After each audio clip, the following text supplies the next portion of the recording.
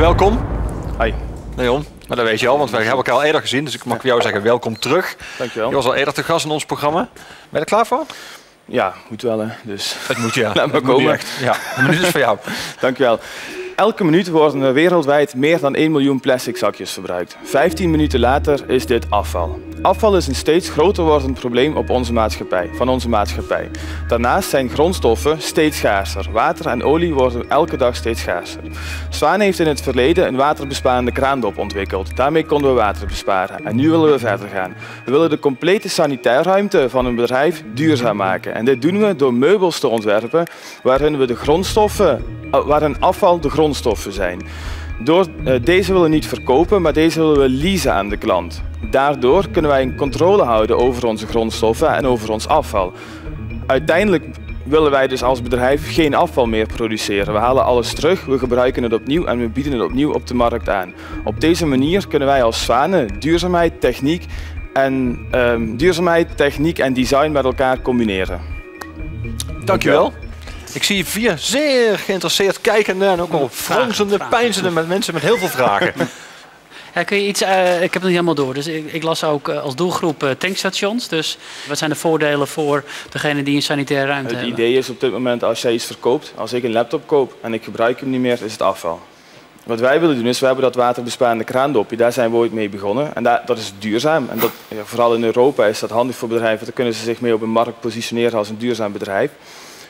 Door een product bij ons te kopen, kunnen ze zich ook weer duurzaam positioneren. Je koopt namelijk een wasbak bij ons, of je koopt namelijk een wc of een urinoir, dat koop je en je weet dat dat duurzaam is. We hebben er namelijk alleen maar gerecycled. Van afval maken we grondstoffen.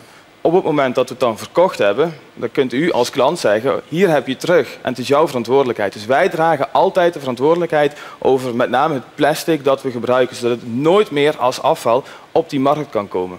Dus dat zijn plastic wc's dan? Ja, het bestaat. Maar hoe lang gaan die potten dan mee? Als je kijkt naar de hotelmarkt of naar de gemiddelde sanitaire ruimte gaat 15 jaar mee. En daar kunnen we op dit moment ook aan voldoen. Dus 15 jaar en de meeste bedrijven doen na 15 jaar, ook hotels, doen ze dan een nieuwe badkamer installeren of een nieuwe toiletruimte installeren. Maar je zei, jullie leasen het aan ze. Ja. Ze leasen het bij jullie. Dus wat we willen doen is, we verkopen het dan niet direct. Ja, uiteindelijk betaalt de klant natuurlijk. Dus we zitten wereld in elkaar, dus de klant betaalt. Maar eigenlijk blijft het product gewoon altijd eigendom van ons. Waardoor wij het terughalen, nieuwe producten van maken. En hoe ver zijn jullie met de productie? Heb je al geproduceerd? Ja, productie. We gaan met plastic werken. Plastic, daar kun je dus al gaan denken aan spuitgieten. Spuitgieten is een redelijk kostbaar proces, omdat je daar mallen voor moet gaan maken. Daarom staan we hier natuurlijk ook. En waarom kiest zo'n maatschappij voor jullie met een innovatief product en waarom niet voor de klassieke keramische pot? Omdat tankstations olie verkopen. En olie is vies. En olie zorgt voor CO2 en olie wordt schaars. Maar dat is wel hun core business. Maar tankstations denken ook aan het milieu en dat willen ze laten zien. Door bijvoorbeeld zo'n waterbesparend kraandopje te installeren op een tankstation, komen mensen binnen, daar hangt een stickertje bij. Wij denken ook na, kijk, we gaan om met water. Kijk hoe wij omgaan met water. Door zo'n concept daar neer te zetten, kunnen ze dat communiceren naar hun eindgebruiker. En dan kunnen ze zeggen van kijk, wij denken, we recyclen eigenlijk olie, want plastic is uiteindelijk gemaakt van olie. Dankjewel voor je uitleg. Dankjewel. En, hoe ging het? Spannend hè, het blijft spannend.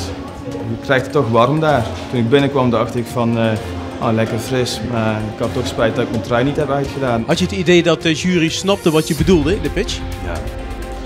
Ja, ik had wel het idee, vooral de persoon links en rechts, die hadden wel ongeveer door wat we willen doen. En ik had wel het idee dat we het ook hebben overgebracht en dat ze zich ook hadden ingelezen. Ja. Het is echt een proefballon voor mijn gevoel. Plastic wc, het zal vast kunnen, maar alles moet nog gebeuren. Ja, het verhaal wat hij vertelde met die tankstations en die oliemaatschappij, dat geloof ik wel. Even los van wat het effect van het MVO-denken van die olie, maar dat ze daarmee de publiciteit zoeken, de media zoeken om te laten zien van ook wij doen aan MVO. Ik vind het moeilijk. Maar zo'n maatschappij die kan zonder enig probleem naar een bestaande sanitair producent en zeggen, jongens, maak voor mij eens een duurzamere wc-pot of een duurzamer sanitair. Ja, precies. Ze hebben geen enkele positie in die markt. Dus hoe ga je die opbouwen? Precies, hoe ga je al die know-how technologie je eigen maken die je überhaupt nodig hebt om te komen tot het leveren van? Ja.